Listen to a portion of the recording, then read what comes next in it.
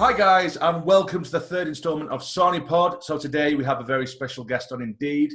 He's a very good friend of mine. He is the face of SAFC Fan TV, and he also just happens to be my favourite man on the internet. It is Shaun Middleton. How are you, mate? Not too bad, mate. Thanks for having us on. Thank you. Not a problem. Not a problem, mate. So, have you or have you not been missing the football, Sunderland-wise? Truthfully, not really, no. I obviously enjoy the going to the games and the buzz and this, that, and the other lead up to the before the games and having a couple of beers. But to be honest, I mean, as you know, Joe, like, hasn't been great being a Sunderland fan the last 2 years, is it really? 3 years, really, is it? It's just been just bad, isn't it? Constantly, and of course. You know what I mean? Yeah, I agree with you, mate. I mean, for the first, it's strange because at first I kind of welcomed the break from it because, like you say, it's been shit, hasn't it, in recent times. But being the way that we are, we're addicted, aren't we? And after the first few weeks, you just want to get back. Yeah, and it's like the lockdowns. Obviously, it's affected people in different ways. I mean, I've sweated out there. I've been off work. It'll be 18 weeks tomorrow, Joel. So Yeah. I've been furloughed for 18 weeks, which is a long time. And I've enjoyed changing nappies and babysitting my son. But you know, the other side of it, it's been stuck in the house, not being able to do the normal things you can do. Do you know what I mean? It's absolutely. It's yeah, I suppose so. It's the routine that you've missed, then, really. No, routine, definitely. Yeah. Right. Well, moving on to yourself with SAFC Fan TV. Obviously, you're the main man doing the interviews, post-game, pre-match and all that kind of stuff. What I wanted to know is, it must be difficult, particularly after a loss, to be there and putting a microphone in someone's face when they're going to be pissed off. I wouldn't be able to do it. I couldn't do it. So, hats off to you. So what's that like? Obviously, this season's hasn't been great. It's obviously our first year as doing the Fan TV, and Jesus, some of the games. I mean, the Bolton game. I think seeing you in the pub beforehand. Yeah, that game was. There was a few thousand Sunderland fans that game, and you're thinking, if this doesn't go well, fans are going to be well angry. It's a hot summer's day. People's been drinking on the way down to the ground. Yeah. You know what I mean? They've been drinking before. You know what I mean? In the pubs, and when they get in the ground, there are a few beers. When I got into the ground, a lot of the fans was already drunk. Yeah. So I'm thinking the way they went today, I'm going to be right in the firing line. But I don't know if you've seen the interviews down there, but it was pretty tasty. Like, I mean, it doesn't. To be honest, Joel, it doesn't really. I'm pretty cool.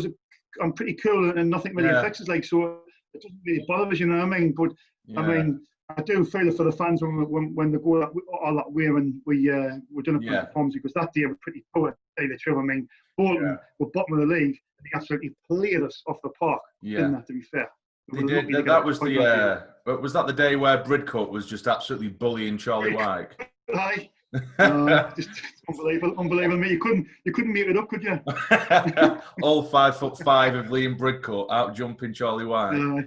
It's a joke. No, I can only vaguely remember that day myself, to be honest with you, because, like I say, it was a red hot summer's day. We met a load of people on the train down. It's a nice day out. I was so sunburned. But anyway, moving on to the club, onto happier times. Where do you believe it all started to go wrong with this current ownership? Where do you think it was where everyone started to turn?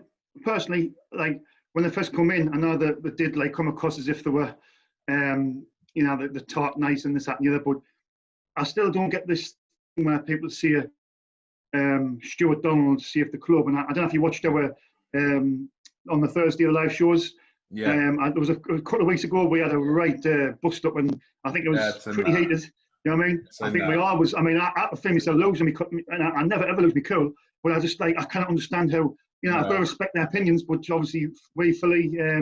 Michael, you're talking lads here who are quite knowledgeable of the game, quite clever out there. Yeah. And it things you in the face, and I'd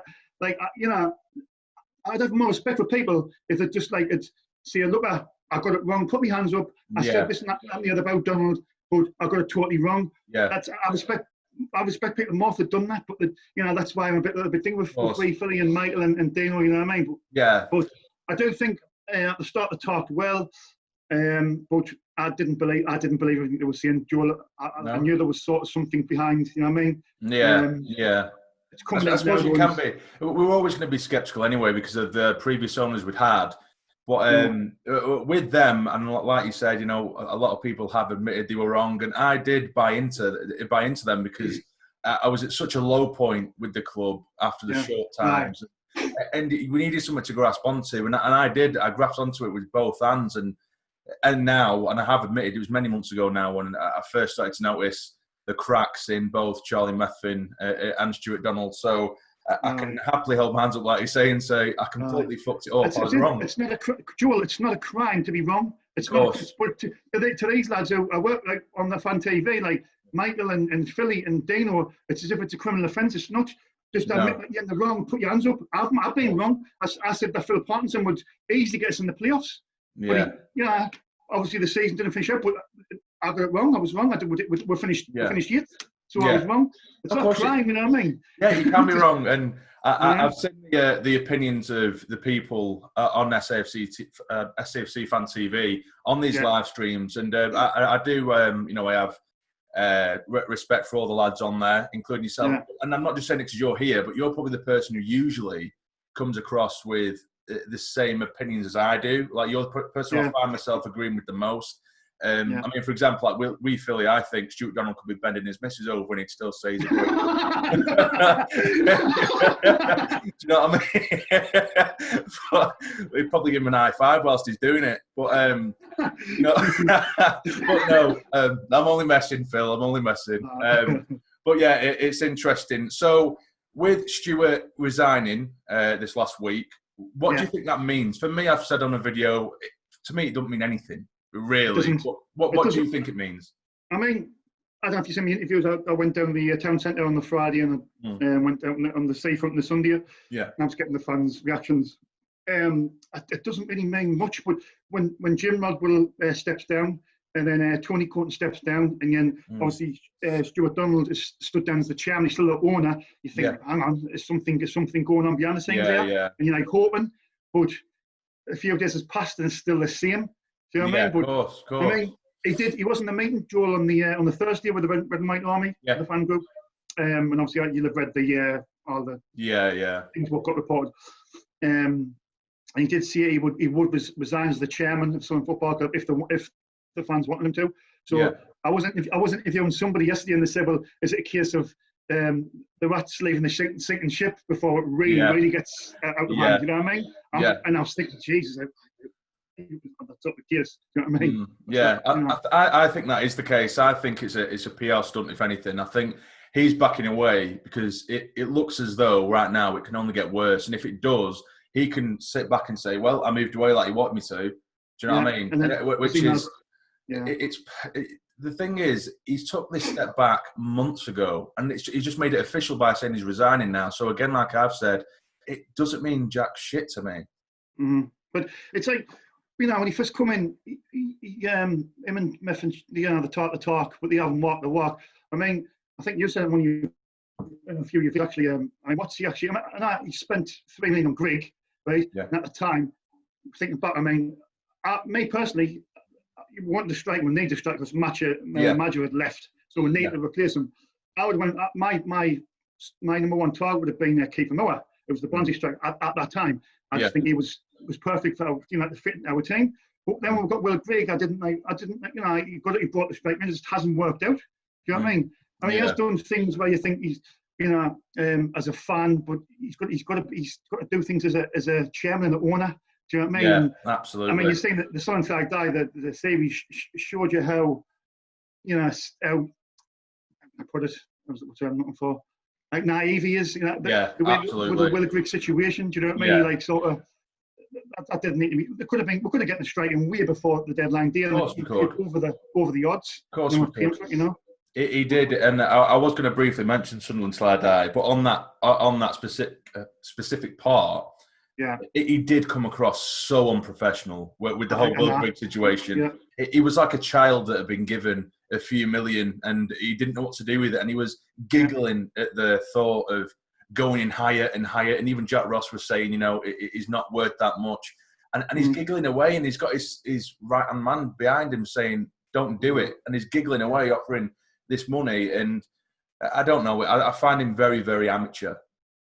Well, like you say, he did come from Eastleigh, and they're non-league, so he's sort of running our club like a non-league club at present, you know what I mean? I mean, he's done the right thing by stepping down as chairman, but who's he going to appoint as the new chairman? Is it going to be another one of his friends? Is he going to put Jim Robble as the chairman?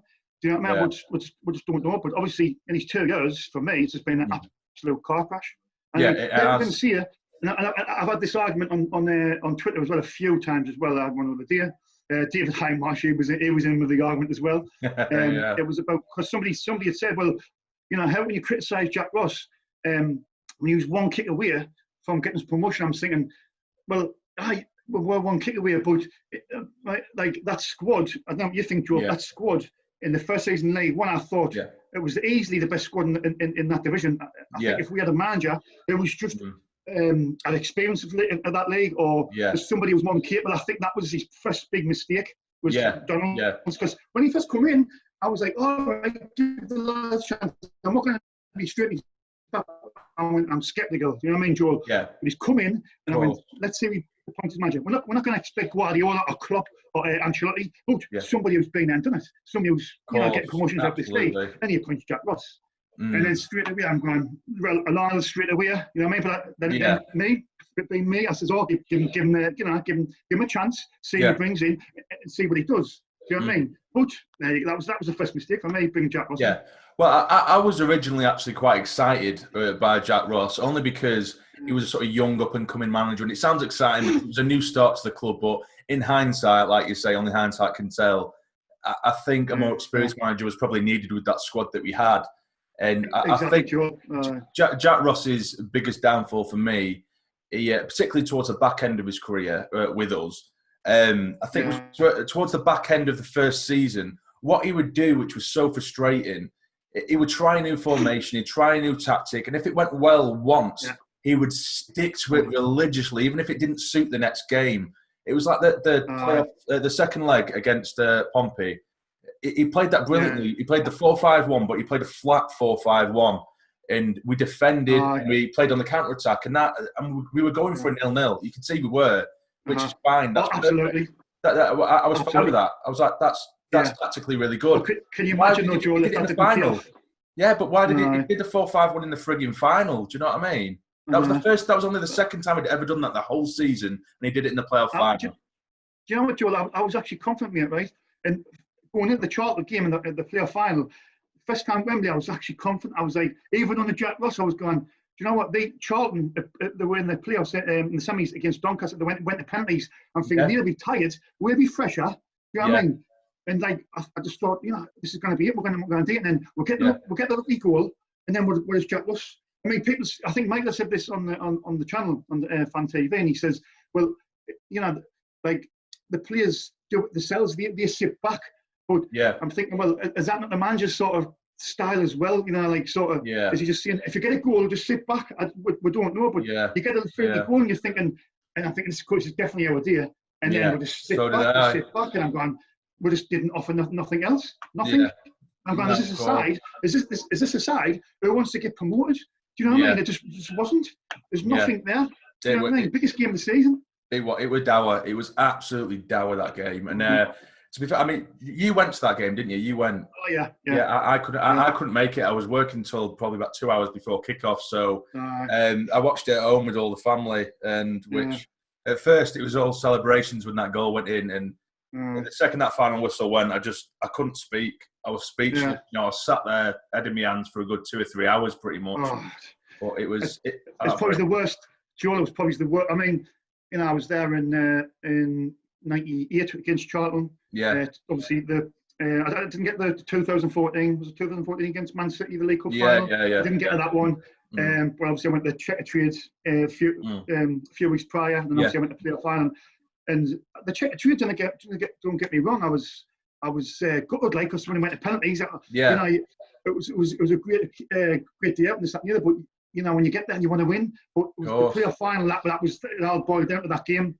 Do you know what I mean? It all boiled down to that game, and that was. Yeah, of course. It's probably the worst I've ever felt. the worst I've ever felt. I mean, I probably shed a tear later now. I'm not going to lie. It was of course. Probably the lowest I've ever felt being a Sunderland fan. Yeah, I think we all did. It's a horrible day, particularly in that manner. You know, I think it probably would have been easier if we were played off the park and we're 3-0 down come the end of the game. Yeah. It's always something dramatic, be it a penalty shootout or a last-minute goal, and it was Sunderland. But it was like when the goal went in, it was the 92nd minute, and I was at the free kick down that left-hand side. I was at the other end, obviously. And then when the cross went, when the ball went over, you go, no. And then you just see again the net and then the noise. I've never heard. I must say, the Charlton fans, the noise that day. Yeah. It's probably the loudest noise I've ever heard in my whole entire life in the ground. I mean, I don't know if you remember the Everton game when Martin O'Neill was our manager. Yeah. All the Everton fans are behind the goal, like the South Stand now. And the noise they made was unreal. That's why Martin O'Neill actually says after that game, he went to the board. He said, "Look, you're going to have to move the fans to the upper tier. It's obviously massive. When the fans are close to the pitch, it's giving them an advantage. You know what I mean? So Martin O'Neill actually asked the board and asked if they move the fans up to the top. Yeah, you know what I mean? Because of that game. I actually prefer it. I preferred it when they had the away fans down. To be fair, I did mind. Yeah, it was such a better atmosphere when they were down. It did. I mean, the atmosphere is great now. I mean, we're not there. I mean, just put them in the corner. Just put them in the corner and just it doesn't have to be behind the goal, Joel. You know, and just put them in the corner and just you know what I mean, it just does stop the atmosphere now. That's like you said, going back to the Charlton game when that goal went in, the noise was just unreal, and the feeling I had my stomach, it was just this sick and feeling. I was like, I can imagine, mate. It horrible. It horrible. It knocked me sick. Soul destroying. Yeah. I mean, speaking about crowds, to be fair, I thought in the Checker Trade when we played Pompey, I thought Pompey fans that day that they were, because we know that they're a gobby lot anyway. But I think they were brilliant on that day. To be fair, I think they were brilliant then. And I think what it is with Sunderland, especially because obviously a lot of them coming from the northeast and it's the other end of the country. They stop over the night before, don't they? So they get smashed like we all did. Everyone got smashed. So they're turning up on the day. They're hanging out their arse. Everyone looks like shit. Well, and Pompey down the road, the fresh is out. Exactly. That's what I was going to say. It's a good point, that Joel. When we played in the Checker Trades in March, all the Sunderland fans went down the Friday and stopped all the way in. So the Saturday, the day before the game, I was looking on the social media and see them all, covered square, all like getting drunk and this, that, and the other.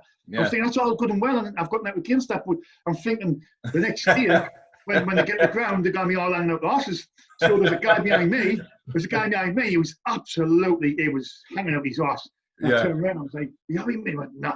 He went, I'm gonna be sick. I was like, it was really, really bad. Like, I'm thinking, like me, I was fresh as daisy. I had 2 pints. So, 2 pints, went a bit early, so I'd be fresh for that day. And the atmosphere was pretty quiet, but I mean, Charlie Mifflin coming out and seeing things like in the playoff final, saying the fans are quiet. We didn't sell our tickets, out of order. Like, he's got no right to call anybody in. He's just, I don't even get me started. I hate that man. And I actually have on good authority as well, which I've actually never spoke about on the channel. Recently, there's a fan on Twitter that has been sending me emails that he has been having conversations with Charlie Mifflin. And but he basically, from what it looks like, it looks as though Charlie Methvin's been speaking to this man, this Sunderland fan, basically just to try and gauge how the fans are feeling at the time, because they've had quite a lengthy sort of relationship doing this. And he sent me one of the emails. I've asked for more, but he said no. He said no. But yeah, anyway, basically he was saying that the fans, there's other fans out there throughout the league who they're refusing refunds because they want to help the club, they want to do this. And what are Sunderland fans doing? I'm doing this and I'm doing that. Basically saying that Sunderland fans, I'm doing what I can to help the club. What are Sunderland fans doing? Which pissed me off originally. But then he goes on to say at the back end, he says that he agrees that the club isn't nearly worth the amount that Stuart Donald is asking for it. And he says that, and then also says that it isn't worth 10% of Newcastle United.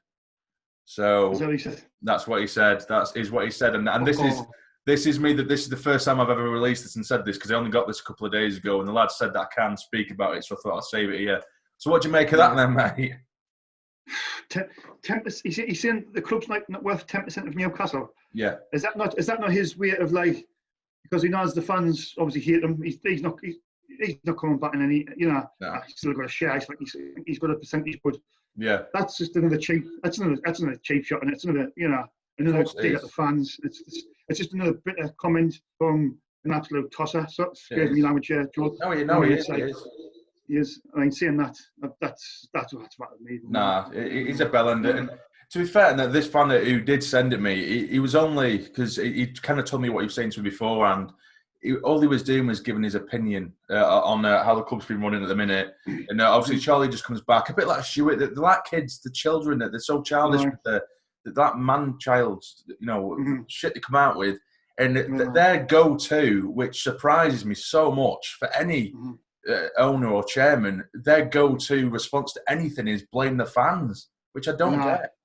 Well, that's what I'm saying. In that meeting with the Redmond Army, I'm reading the comment when it says, I don't know if you know Chris Weatherspoon, he works for the Wise Man's here. He's actually, I done a podcast with him a few months ago, and he's a very nice lad, and he's an accountant. So obviously he's looked into the figures, you know what I mean? That's why Stuart Dunn doesn't like him, because he's hitting the nerve. Basically, he's telling them how it is. He's putting 16.5 million maximum of his own money. Yeah. And he's paid for the rest of the club money, which was 38 million with the club's money. You know what I mean? Yeah, of course. So Chris Weatherspoon's hit the money, and he says, and tell Chris Weatherspoon to shut his mouth. Yeah. So it's obviously because he's hitting the nerve, because he knows he's right. Of course he has. I was saying that in a video a few days ago. Chris, the good thing with Chris is because the average football fan, they don't get into the ins and outs of the running of a football club and the finances, whereas Chris knows his shit. Do you know what I mean? And Stuart Donald just hates the fact that Chris calls him out on every little thing. He doesn't. But he's right. Chris absolutely rinses him. But I think he says as well that I think there was the meeting with the Red and White Army. I actually tried to get involved in some way, but I was basically turned down. I even sent them a message on Twitter, Red and White Army, and this is all you'll have to see. The club, either somebody who works for the club, either Chris Waters or whatever, just basically pushing us, away, and I just in the end I just give up. But blaming the fans, blaming the fans for seeing the potential buyers and investors who want to come in. He's saying that us fans have made it toxic, so it's a bad look image. Them looking in and seeing the club. That's just another example of how the man has just lost his will. I think he's lost everything. He's just lost his sense of everything. Yeah, no, absolutely. Right, now moving on to more. I feel like we've just been slating everything for the last 20 minutes. Right, something a bit more positive. We'll talk about potential signings. Yeah. Basically, actually, just before I hit record, I actually got a message on Instagram. A certain Mr. Madison, Marcus Madison, has posted a picture on Instagram. Everyone's reading too much into it, but I'm getting on Instagram here. Basically, he's posted a picture with the caption, "It's good to be back up in the Northeast." So he's obviously in the Northeast at the minute, but I know he's based there, his family's there. But would you take Marcus Madison? Absolutely. I think he's got that quality. What we've been lacking since obviously McGeady when he went out on loan. There's issues. We don't know exactly why. There's rumours of why he got sent out. I know Maguire's got the quality. Do you know what I mean? Yeah. But Madison would be a great addition, I think, for me. I mean, if you're getting rid of Watmore, who's on like 16 to 20 grand a week, Joel, then obviously it makes sense. He's free. His wages might be a bit high, but you're getting rid of Watmore and McGeady. If you get rid of McGeady off the wage bill as well, Madison would be an absolute excellent sign for this football club, and I really hope we can somehow get it over the line. Yeah, 100%, mate. I mean, I'm very skeptical. I don't think we will. I know, even though Watmore's gone, even though McGeady could potentially go, you know what Stuart Donald's like. He's going to want to save money regardless, isn't he? Even if it breaks even on those two going in and coming in, he likes to save his money. That's what I said on Twitter. Joel says that the main thing what Donald will want to do this summer is get Ian McGeady off the wage bill, get him out on loan or whatever. I mean, we should be trying to get a transfer fee if we can get him out, but he'll just try and get him out. full stop. But Yeah. he's on 16 grand a week, and now, see, the parachute payments have stopped now. So his only form of income, seeing ticket sales, which we already know, 10,000 is only renewal for next season, which is like 14,000 down on the previous season. And then obviously the sponsorships. I mean, yes, we've got Nike, but the strips haven't been released yet. No. Is people are going to boycott them because they're saying it's giving money to Stuart Donald? You know what I mean? It's very true. Very, very true. So where do you believe is probably... I mean, for me, I'd probably say defensively, that's probably the place we need to... Right. Well, I actually, when you messaged earlier on, Joe, I had a look because obviously there's a lot of free transfers there, but I obviously we've mentioned Marcus Madison. Really right, I think will be a great addition. I know he hasn't got much pace, Joel, but he's a good reader of the game. And every time I went to watch us, like this season, away at home, he was always organising the back three. You know what I mean? Him and Willis and Flanagan, he was keeping organised. I think when he got injured, that's when we sort of, went there. So if we can get him, that'd be a great addition. Marcus Madison, obviously. I think, is it Nangelia, the Blackburn striker? He's got 25 goals in all competitions. I think he's for free. I think if we can get somebody, get him. Is it defender Robert Dickey? He's a pretty solid defender. I like him. He's solid. And the one good player who I thought was player of the season last year, if you remember him, for Coventry, was Liam Walsh. He's ball retention, keeping the ball. See, for me, I know me and Michael's had this discussion a lot on the channel. Max Power, I'm not a big fan. But if we've got something like this, Liam Walsh, he can keep the ball, and even if we're under pressure, he can keep it and not just trying to get rid of it. You know what I mean? We need somebody like that. I mean, Skevin could come good next season. We don't know. I mean, hopefully he does.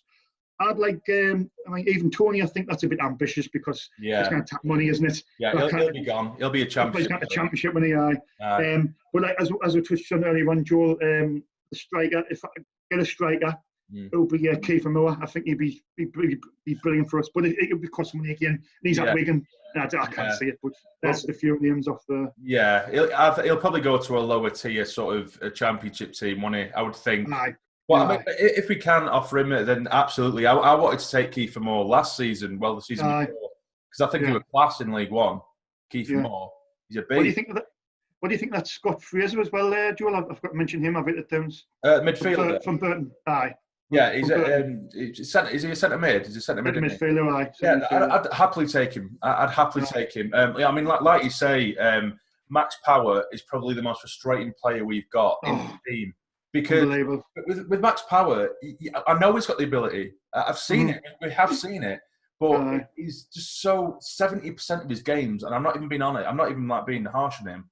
70% of his games, he's a passenger, and I forget he's on the pitch half the time. I actually forget he's there. I forget he's there. So we have seen games where he'll control the midfield, but he'll do it 1 in 10, and it's that bad. So I think he just hides under the radar far too much. So someone like Fraser, yeah. People think I've got an agenda with Max Power and this. It's all about opinions, Joel. Of course it is. I mean, Michael likes him, and I've split his opinion. I just kind of get away with that. I mean, I'd stop Scowen because Scowen's. I think we've kept Scowen for this season. And I think. Yeah, we have. I mean, was it the QPR fans? Did he come from QPR? Yeah, he had been a QPR. I think the fans, or maybe his previous club, the fans was like seeing him. He was a decent player. Yeah, I was actually talking to him outside of Oxford when we won 1-0 down Oxford, and he's a nice lad. Like, I just hope that next season we might see the best of him. You know what I mean? I think the frustrating thing, I don't think Parkhurst knows where to play him because Scowen is a player who can play in the centre, who can play on the right or as a winger, but naturally he is a central midfielder, and I think give him a games in there, he'll show you what he can do because I've seen him quite a lot prior when he moved to us, and he's one of those little shits in the middle that you just can't get off your back. That's such an important player to have in League One. And he has such an engine on him. I'm not going to say he's going to score 10 plus goals because he's not one of those players, but he can break up the play. He gets in your face, and I think give him that confidence, give him a good run of games. I think he'll be miles better than Power anyway. Miles better. I mean, you look at the squad, Joel. I mean, I think we're definitely shine defenders. I mean, Oster went, didn't he? So got one centre back. With Flanagan's obviously we've offered him a contract. I hope he signs. I mean, if you could sign, I mean, for me, I think me and Mike were talking about this. 4 players. I think if you sign 4 quality players for this division, I think that'd be enough. Just you know what I mean. Then obviously the rest is just squad players, and I think that'd be enough to have a good promotion chase next season. Like I do. I only think it's four decent players. Yeah, no, I do agree to an extent, but I think you already have to have a settled nucleus of a squad to do that. But what we're doing every season, like if you notice, particularly in League One, most teams, they're only making 3 or 4 signings a season and they have a spine of a squad. Whereas us, every season now, for the last frigging God knows how long, we're letting almost our entire squad leave and we're reassembling 10, 11 signings every season. And regardless of how good you might believe those players to be, you need time to gel, and it doesn't always work, you know? Yeah.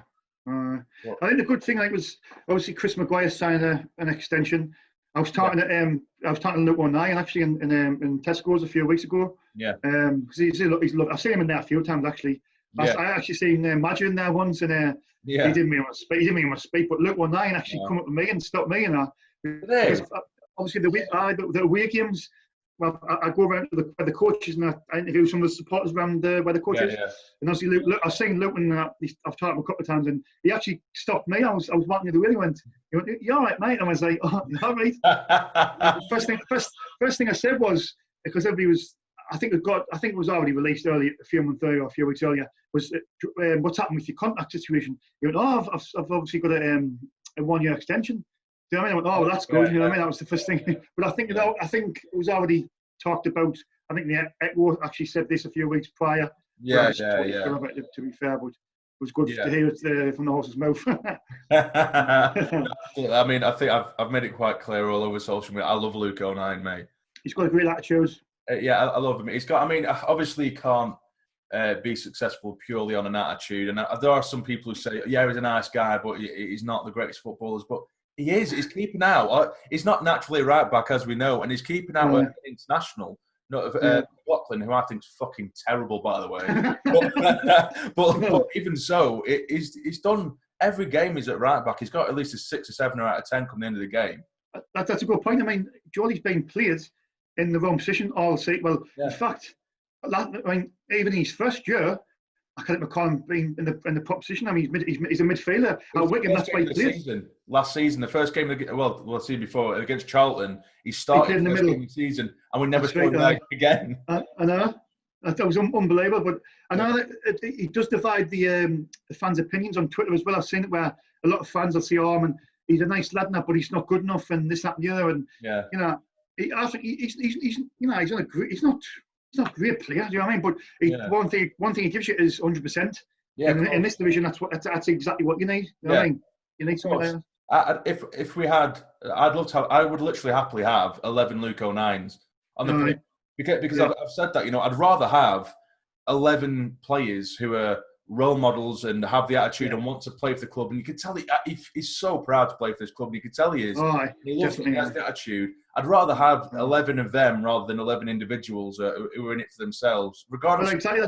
That's a good point, Joe. Like, for me in this league, it's not about quality, because you can get a couple of good quality players, but like you just said there, if you had all the players who were committed and committed to the cause, like Luke O'Neill, you know what I mean, you would have more of a chance, because you can honestly see it. I mean, it's very rare he has a game where he has a bad game. In fact, he's always puts 100% in. And he wears that shirt with pride, and you can't really see that about every single player in our squad, which is very worrying. You know what I mean? Very true. Right, coming to the end now, I want you to make a prediction or how you feel we will do next year. I'll hold you to this. I'll bring you back on in 12 months.